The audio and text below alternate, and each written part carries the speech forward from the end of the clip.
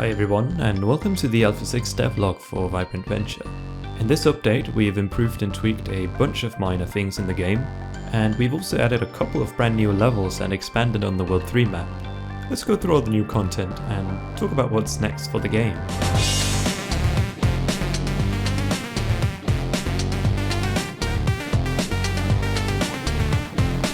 I want to start by showing off the new levels.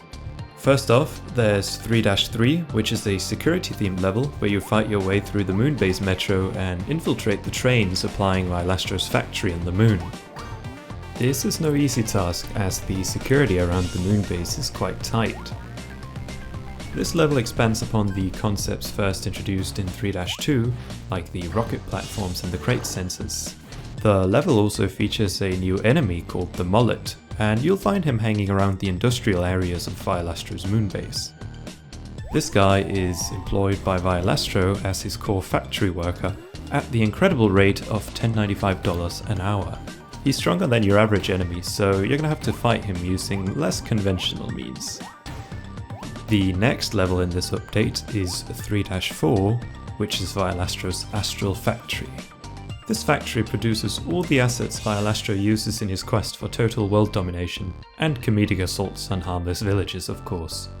However, this is not the only purpose of the factory, as a larger project is being developed here amidst the shadows in complete secrecy. This project is something that means a lot to Vialastro, something he's been working on for years, which he plans to complete and put into action quite soon. The level itself sees you breaking into this factory while navigating the treacherous and carbon monoxide environments. The level features several new mechanics like the magnet shooters here. By first grabbing an iron oyster, your shiny new metallic coating will cause the magnets to attract you. This way, you can latch onto the magnets and use them to shoot yourself in any desired direction.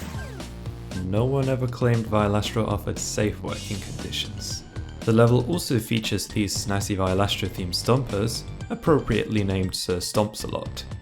These stompers have multiple functionalities besides crushing unwanted visitors into bits.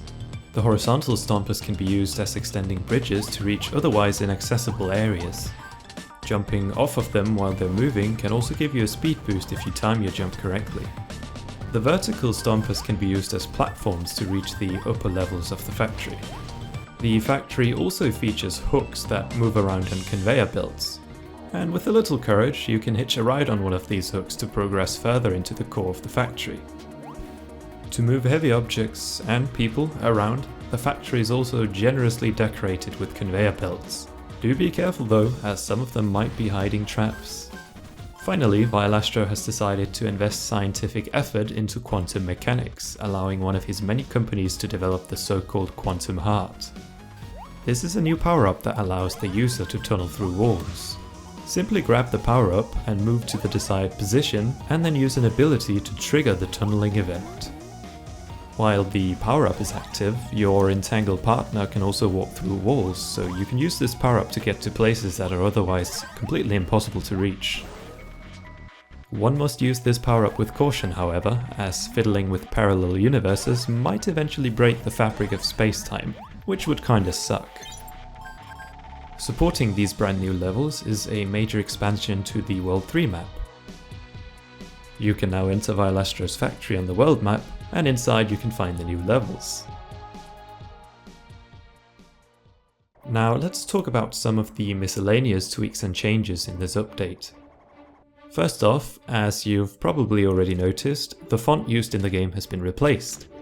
This new font is called Lana Pixel, and it supports a variety of different languages.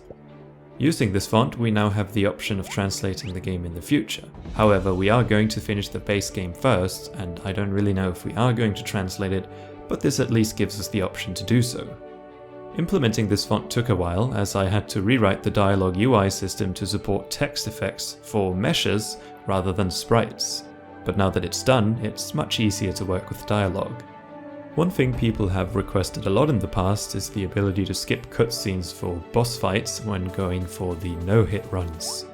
This is now possible, and you no longer have to watch the same cutscene over and over again when attempting the no-hit runs in the boss fights.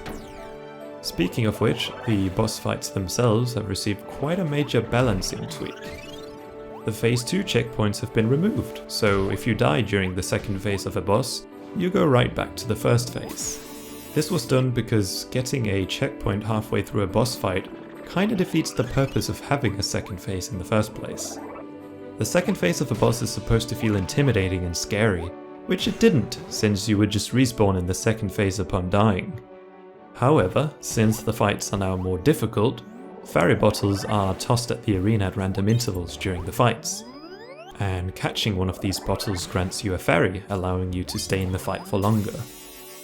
This should hopefully keep the fights balanced despite the removal of the checkpoints. I'm interested in hearing what you guys think of this change though, and I'm still open to making further changes in case the fights have now become too difficult. Finally, let's talk about some of the more minor changes. As you can see here, the options menu has received a loving hand as it's now animated and has a much more symmetrical layout. In 2-4, I've also added a new area at the beginning to make it feel more connected with the submarine level. And in the town hub, you can now exit the level by walking off screen on the right hand side, once again emphasizing the world feeling more connected. The player physics have also been altered, as momentum is now much more natural. Things like the springs no longer make you drop like a rock, and instead you now carry the momentum with you from the bounce. And here's a comparison between the old and the new momentum physics.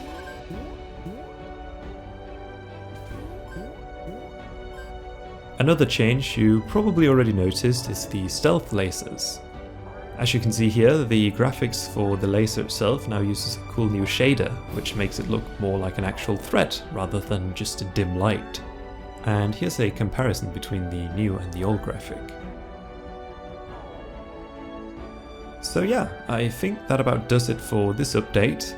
I'm looking forward to hearing what you guys think, so please drop a comment down below and tell me your thoughts. And as always, if you run into any bugs or issues, you can join the Discord channel via the link in the description below and post them in the bug report channel. Now, we're already working on the next update and we have big plans for the ending of World 3, but please bear with us if the next update takes a while to develop. I've just started the final semester of my bachelor's degree in computer science, and I will need to dedicate more time to studying this semester, as the bachelor project and courses are quite important.